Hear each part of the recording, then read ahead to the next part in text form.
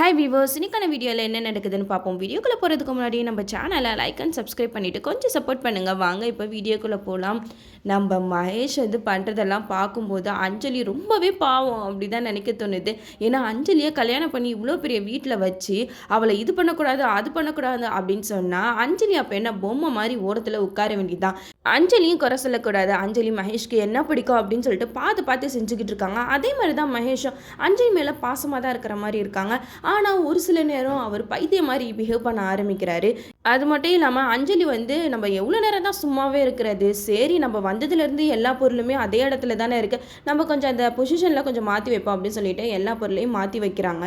மகேஷ் ஆஃபீஸ்லேருந்து வராங்க. அஞ்சலியும் சிரிச்ச முகத்தோட மகேஷை வாங்க வாங்க உள்ள அப்படின்னு சொல்லிட்டு வரவேற்கிறாங்க. மகேஷ் வீட்டுக்குள்ளே எல்லா பொருளும் இடம் மாதிரி இருக்கிறத பார்த்து பயங்கரமாக டென்ஷன் ஆகிடுறாங்க. அதில் இன்னொரு ஒரு விஷயம் என்னென்னா, அங்கே ஓரமாக ஒரு பொம்மை இருந்துச்சு. அந்த பொம்மைக்கு தொப்பியெல்லாம் போட்டு அதை என்னமோ பிள்ளை மாதிரி வளர்க்குற மாதிரி வச்சிருக்காரு. மகேஷ்க்கு எல்லாமே இடம் மாதிரி இருக்கிறத பார்த்து செம்ம கோவம் வருது. அஞ்சலி கிட்ட அப்பதான் அவரோட சுயரூபத்தையே காட்டுறாரு.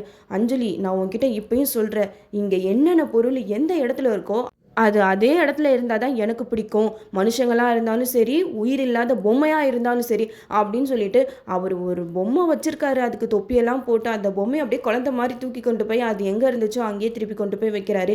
இதெல்லாம் பார்த்த அஞ்சலிக்கு ஒன்றுமே புரியல. என்னடா இது, படத்தில் வர சைக்கோ கில்லர் பண்ணுற மாதிரியெல்லாம் இவன் பண்ணிக்கிட்டு இருக்கான், பைத்தியமா இவன் இல்லை அதுக்கு மேலேயுமா அப்படின்னு சொல்லிட்டு நம்ம அஞ்சலி வாயை பொழந்து பார்த்துக்கிட்டு இருக்காங்க.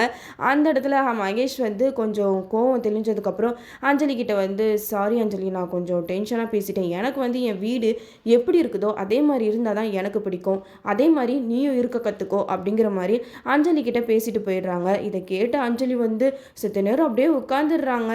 நம்ம நல்லா ஒரு பைத்தியக்காரங்கிட்ட மாட்டிக்கிட்டோம் அப்படிங்கிற மாதிரி தான் அவங்களோட மைண்ட் வாய்ஸ் இருக்கு. இதுக்கப்புறம் தான் மகேஷோட பிஹேவியர் எல்லாம் பார்த்து பார்த்து அஞ்சலிக்கு மகேஷ் யார், எப்படிப்பட்டவன் அப்படின்னு சொல்லிட்டு எல்லா உண்மையும் தெரிய வரும். இதில் என்ன ஒரு விஷயம்னா, அஞ்சலி சரியான மக்கா இருப்பாங்க போல. மகேஷ் ஏதோ நம்மளை பெரிய வீட்டில் உட்கார வச்சிருக்கான் அப்படின்னு சொல்லிட்டு ஜாலியாக இருக்காங்க. பட் அதுக்கு பின்னாடி இருக்கிற விளைவுகள் இன்னும் அஞ்சலிக்கு தெரியல. தெரிஞ்சால் என்னென்னலாம் பண்ணுறாங்க நம்மளும் வெயிட் பண்ணி பார்ப்போம். இந்த சைடு நம்ம வெற்றி துளசியை எப்படியாவது போய் பார்க்கணும் அப்படின்னு சொல்லிட்டு மறுபடியும் துளசி வீட்டுக்கு போகிறாங்க. அப்போ துளசி தான் கதவை திறக்கிறாங்க. கதவை திறந்ததுமே வெற்றியை பார்த்துட்டு, என்னடா இவனை இங்கே வரவே கூடாது நம்ம சொன்னோம், இவன் எதுக்கு திருப்பி திருப்பி இங்கே வரான் அப்படின்னு சொல்லிட்டு பார்த்துக்கிட்டே இருக்கும்போது அங்கே லக்ஷ்மி அம்மா வராங்க. அவங்க தம்பி எப்படிப்பா இருக்க, வாப்பா உள்ள அப்படின்னு சொல்லிட்டு வெற்றியை உள்ள கூப்பிடுறாங்க. உள்ள வெற்றி உட்கார்ந்தோடனே அங்கே துளசி வெற்றியை பார்த்து பார்த்து சமயம் முறைக்கிறாங்க. அப்போ தீபா வராங்க. தீபாவை பற்றி, என்னக்கா எப்படி இருக்க, நான் உன்னைய பார்க்கறதுக்காக தான்க்கா வந்தேன் அப்படின்னு சொல்லிட்டு பயங்கரமாக ஐஸ் வச்சு பேசிக்கிட்டு இருக்காரு. உடனே லக்ஷ்மி சொல்கிறாங்க, தம்பிக்கு ஒரு சூடான காஃபி போட்டு கொடுமா அப்படின்னு சொல்லிட்டு துளசி கிட்ட சொல்ல, துளசி உள்ளக்க போயிட்டு காஃபி அப்படின்னு சொல்லிட்டு காஃபியில் உப்பு போட்டு கொடுக்குறாங்க. உப்பு போட்டு கொடுத்த காஃபியை வெற்றி அப்படி இப்படின்னு சொல்லிட்டு எப்படியோ அந்த காஃபியை குடிச்சிடுறாங்க. குடிச்சிட்டு உங்களை கட்டிக்க போகிறவர் ரொம்ப கொடுத்து வச்சவர் அப்படிங்கிற மாதிரி துளசியை பார்த்து சொல்கிறாங்க.